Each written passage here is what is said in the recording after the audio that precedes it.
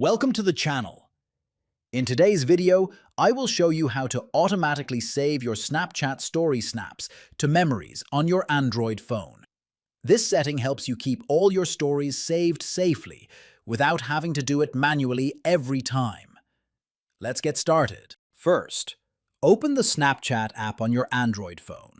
Next, tap the profile icon at the top left corner of your screen. Now, tap the settings gear icon in the top right corner.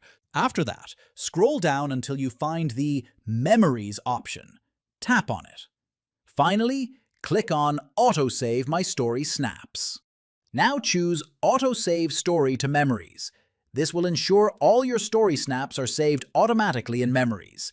That's all for this tutorial on saving Snapchat stories automatically to Memories. If you found this helpful, please like the video and subscribe for more tech tips. Thanks for watching and see you in the next video.